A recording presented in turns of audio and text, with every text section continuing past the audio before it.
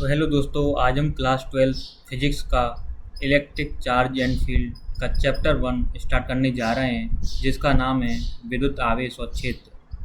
तो इस चैप्टर को स्टार्ट करने से पहले हम पढ़ेंगे कि आखिरकार आवेश होता क्या है। तो विद्युत आवेश पदार्थ का एक मूलभूत बुनियादी गुण है, जिसके कारण जो उप परमाणु होते हैं किसी भी पदार्थ के अंदर, वो क्या करते हैं कि एक दूसरे को आकर्षित करते हैं या फिर प्रतिकर्षित करते हैं और विद्युत चुंबकीय क्षेत्रों के साथ परस्पर क्रिया करते हैं। तो जो आवेश होता है, हम आवेश को अपन क्यूज या स्मॉल क्यू या कैपिटल क्यू से रिप्रेजेंट करते हैं। और जो हमारे आवेश होते हैं वो मुख्य रूप से दो प्रकार के होते हैं, एक धनावेश और दूसरा ऋणावेश। तो आखिरकार इसे समझते हैं धनावेश और ऋणावेश आवेश क्या होते हैं। जैसे हमारे पास कोई बॉडी है, अगर उसमें क्या है कि अगर इलेक्ट्रॉनों की कमी हो जाती है तो वह वस्तु धन आवेशित हो जाती है, और उस वस्तु पर जो आवेश उपस्थित होता है उस आवेश को धन आवेश कहते हैं। जैसे एग्जाम्पल के साथ अगर समझें तो क्या होता है कि हमारे पास एक कांच की रेशम, जो कांच है उसको अगर रेशम के कपड़े से अगर रगड़ा जाता है तो जो कांच की छड़ जो होती है वो धनावेशित हो जाती है, ठीक है। और इसी प्रकार जस्ट इसका अपोजिट होता है ऋणावेश। ऋणावेश क्या होता है कि जब हमारी कोई बॉडी होती है या परमाणु होता है और उसमें इलेक्ट्रॉनों की अधिकता हो जाती है तो उस वस्तु पर ऋण आवेश उत्पन्न हो जाता है और वह वस्तु ऋणावेशित हो जाती है। ऋणावेशित आवेश को इंग्लिश में नेगेटिव चार्ज बोलते हैं, ठीक है। अच्छा, अब आवेश आकर्षित और प्रतिकर्षित क्या होते हैं। जैसे हमारे पास कोई दो सेम चार्ज है, माने एक पहला चार्ज पॉजिटिव, दूसरा चार्ज भी पॉजिटिव है, या फिर ऐसा भी हो सकता है कि पहला चार्ज नेगेटिव, दूसरा चार्ज नेगेटिव।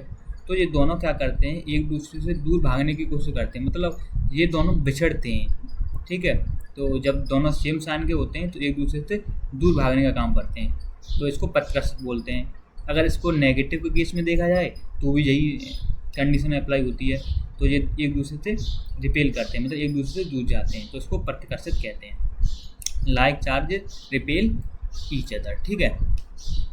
अगला आता है कि अपना विपरीत आवेश। विपरीत आवेश मतलब क्या होता है कि जैसे हमारा एक आवेश है, एक चार्ज है पॉजिटिव है और दूसरा चार्ज नेगेटिव है, तो भाई दोनों ही अपोजिट चार्ज हैं, एक पॉजिटिव एक नेगेटिव, तो दोनों एक दूसरे को आकर्षित करते हैं। इसको एक तरीके से अगर मैं देसी भाषा समझाना चाहूँ कि जैसे अगर अपन पॉजिटिव जो चार्ज है, पॉजिटिव को अपन मान लें लड़का, पॉजिटिव को मान लें लड़का, पॉजिटिव को लड़का मान लें और नेगेटिव को लड़की मान लें, तो क्या होता है कि लड़का लड़का भाई तो प्रतिकर्षित होता है, लड़का लड़की दूर भागते हैं आखिरकार, ठीक है, और लड़का लड़की आकर्षित होते हैं। तो उसको समझ सकते हो तरीके से, ठीक है।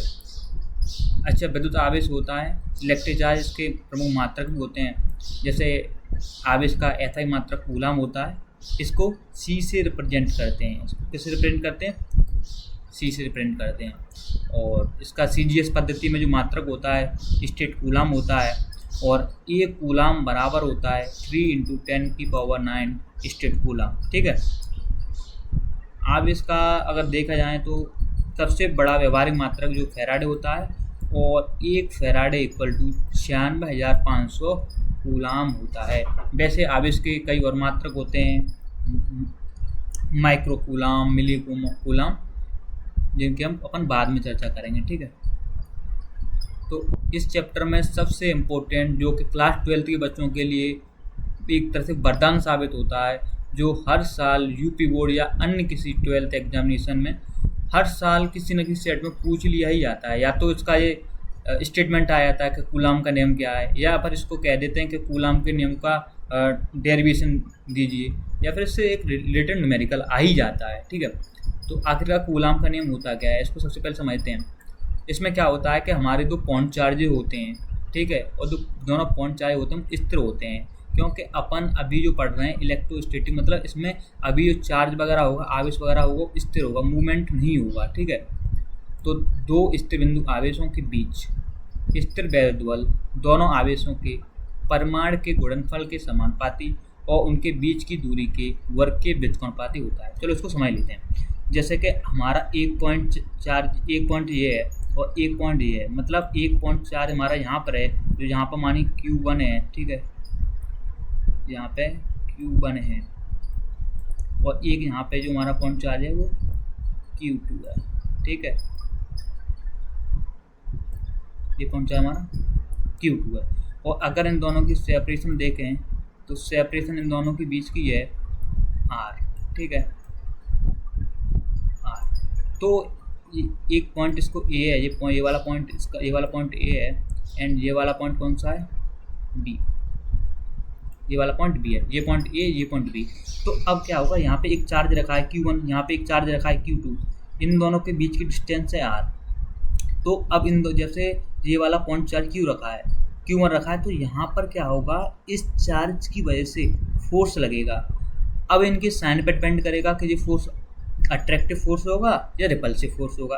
अगर ये Q1 और Q2 की जो मतलब साइन है, अगर सेम साइन है तो इन पर जो फोर्स होगा वो अपोजिट डायरेक्शन में लगेगा, मतलब B पर इधर लगेगा और जो Q2 लगाएगा Q1 पर वो A पर इधर लगेगा, ठीक है। अच्छा, ये फोर्स की डायरेक्शन की अगर बात करें तो जो लाइन हमारी ए बी है, मतलब जो लाइन ए बी है इसी के एक्रॉस, मतलब इसी के लाइन में लगेगा हमारा फोर्स, ठीक, फोर्स की डायरेक्शन होगी। अब ये डायरेक्शन ऐसा हो सकता है कि अट्रैक्टिव के तौर पर लगे या फिर रिपल्सिव के तौर पर। तो अब इसमें जो हम यहाँ पर साइन के हिसाब से अपन पता पड़ेगी कि वैल्यू हमारी मतलब प्रतिकर्षित फोर्स आएगा कि अट्रैक्टिव फोर्स आएगा, ठीक है। इसमें देखते हैं हमारा फोर्स क्या डिपेंड करता है, जो हमारा जो फोर्स है कूलम फोर्स है। हाँ, एक बात और कि जो Q1 है वो Q2 पर मानी जितना फोर्स लगाएगा उतना ही Q2 Q1 पर फोर्स लगाएगा, बट उसकी डायरेक्शन अपोजिट हो सकती है।